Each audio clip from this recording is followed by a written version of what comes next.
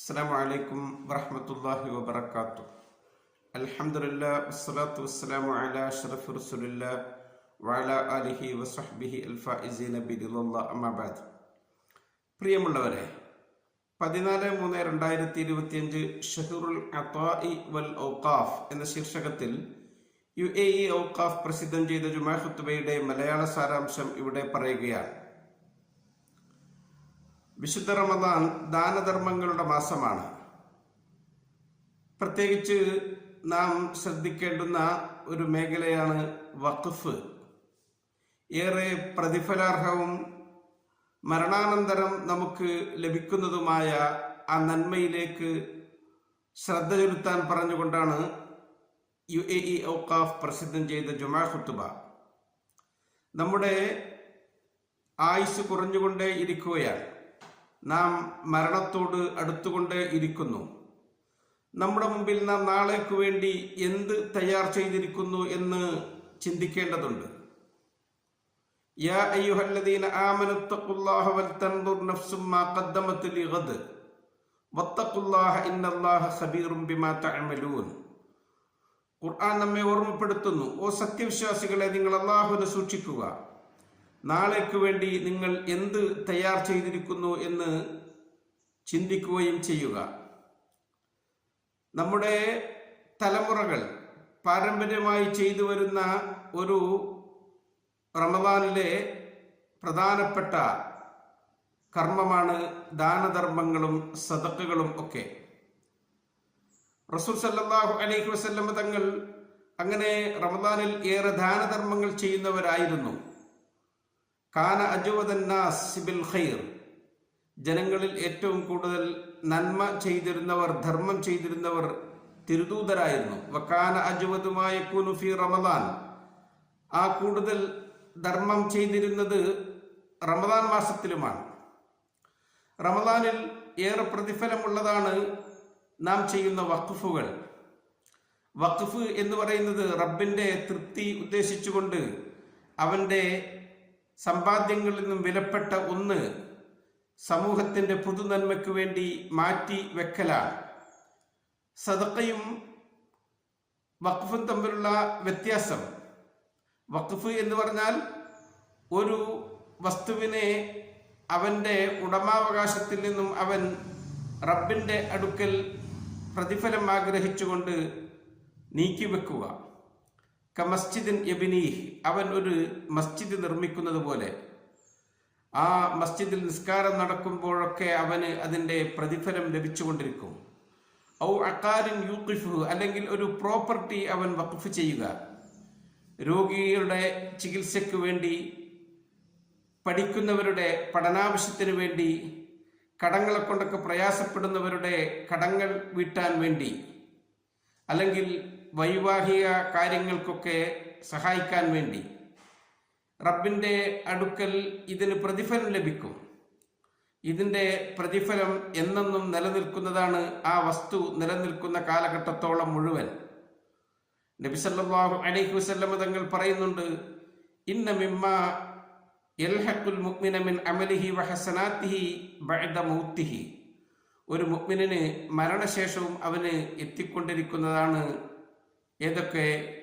ഇൽമൻ അല്ലമഹു വനശറഹു, അവൻ പഠിക്കുകയും പ്രചരിപ്പിക്കുകയും ചെയ്ത അവന്റെ വിജ്ഞാനം. വവലദൻ സ്വാലിഹൻ തറക്കഹു, അവൻ ബാക്കി വെച്ച അവന്റെ സ്വാലിഹായ സന്താനങ്ങൾ. വമുസ്ഹഫൻ വറസഹു, അവനൊരു മുസ്ഹഫിനെ ബാക്കി വെച്ചിട്ടുണ്ട്. ഔ മസ്ജിദൻ ബനാഹ്, അവൻ ഒരു മസ്ജിദ് എടുത്തിട്ടുണ്ട്. ഔ ബൈത്തൻ ലിബ്നി സബീലി ബനാഹ്, വഴിയാത്രക്ക് വേണ്ടി, യാത്രക്കാർക്ക് വേണ്ടി ഒരു സത്രം അവൻ നിർമ്മിച്ചിട്ടുണ്ട്. അതിൻ്റെയൊക്കെ പ്രതിഫലം അവന് എത്തിക്കൊണ്ടേയിരിക്കും എന്ന് മഹാനായ റസൂലുള്ളാഹി സ്വല്ലല്ലാഹു അലൈഹി വസല്ലം തങ്ങൾ പറയുകയാണ്. അല്ലെങ്കിൽ ജനങ്ങൾക്ക് ഉപകാരപ്രദമായ ഒരു വെള്ള സൗകര്യം അവൻ ഒരുക്കി കൊടുത്തു അവൻ്റെ ആരോഗ്യകാലത്ത്, അവൻ്റെ ജീവിതകാലത്ത്. അത് യൽഹഖുഹു മിൻ ബഅദി മൗതിഹി, മരണശേഷവും അവന് കിട്ടിക്കൊണ്ടിരിക്കുന്നതാണ് എന്ന് റസൂൽ സല്ലല്ലാഹു അലൈഹി വസല്ലം തങ്ങൾ പറയുകയാണ്. ഈ വഖഫ് ഏറെ പ്രതിഫലം ഉള്ളത് കൊണ്ടിട്ടും അതെന്നും നിലനിൽക്കുന്നത് കൊണ്ടും മഹാന്മാരായ സ്വഹാബത്തുൽ കിറാം ഈ വിഷയത്തിൽ ഏറെ ബദ്ധശ്രദ്ധരായിരുന്നു. അവരുടെ സമ്പാദ്യത്തിൽ പ്രധാനപ്പെട്ടതൊക്കെ അവർ വഖഫ് ചെയ്തിരുന്നു. മഹാനായ ജാബിർ റളിയല്ലാഹു അൻഹു പറയുന്നുണ്ട്, ലം യകുൻ അഹദും മിൻ അസ്ഹാബി റസൂലില്ലാഹി സ്വല്ലല്ലാഹു അലൈഹി വസല്ലം ദൂ ഖുദ്റത്തിൻ ഇല്ലാ വഖഫ. തിരുദൂതർ സല്ലല്ലാഹു അലൈഹി വസല്ലം തങ്ങളുടെ അനുചരരിൽ വഖഫ് ചെയ്യാൻ ഒരാളും വഖഫ് ചെയ്യാതെ ഇരുന്നിട്ടില്ല. ഇത് മഹാനായ ഉമർ ഇബ്നുൽ ഖത്താബ് റളിയല്ലാഹു അൻഹു ആണ്.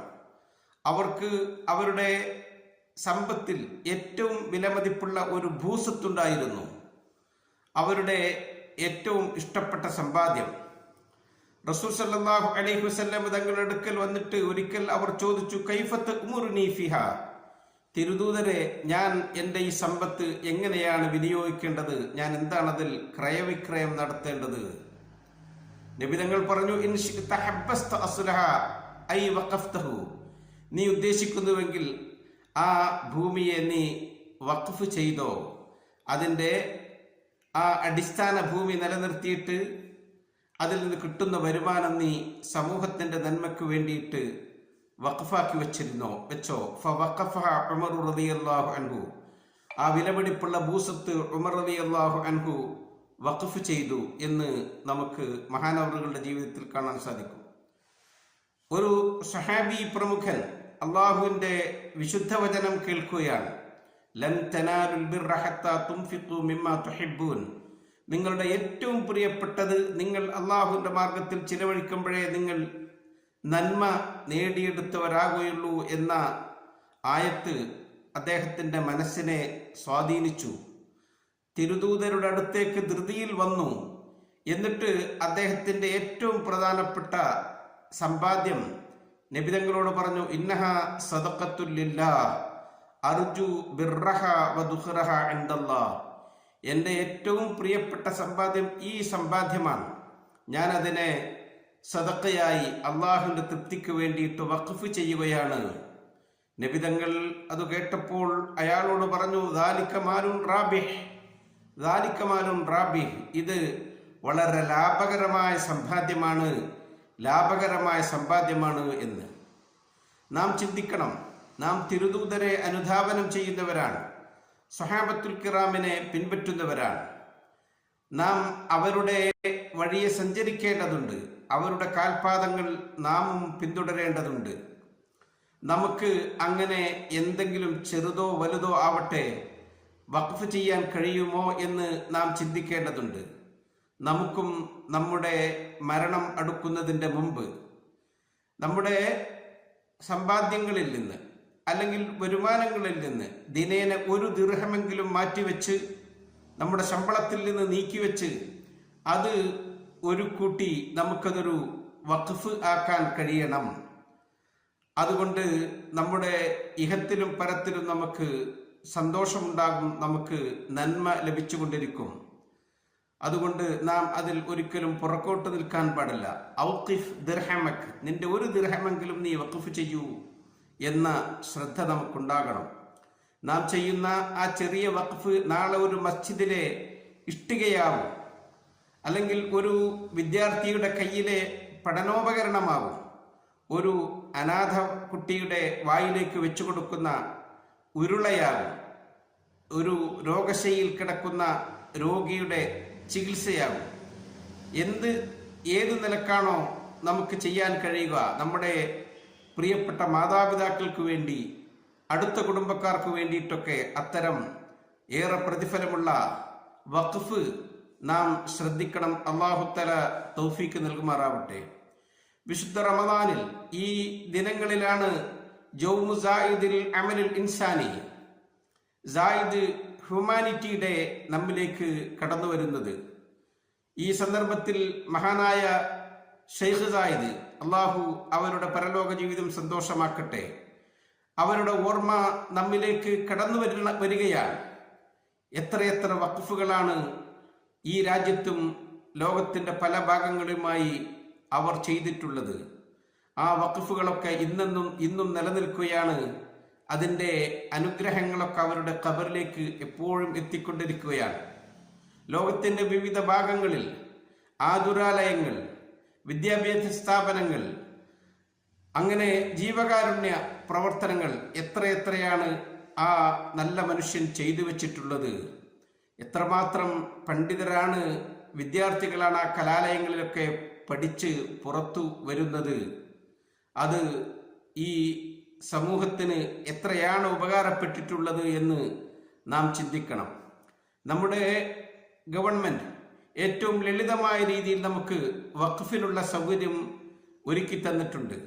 അത് ചെറുതാവട്ടെ വലുതാവട്ടെ, 1 ദിർഹമാവട്ടെ, വഖഫിൽ ഭാഗവാക്കാകാൻ നമുക്ക് നമ്മുടെ വീടിൻ്റെ ഉള്ളിൽ നിന്ന് നമ്മുടെ മൊബൈൽ ഫോണിലെ ആ ഫിംഗർ ടച്ച് ചെയ്യുന്നത് കൊണ്ടിട്ട് നമുക്ക് വഖഫിൽ ഭാഗവാക്കാകാൻ കഴിയുന്ന സാഹചര്യം ഉണ്ട്.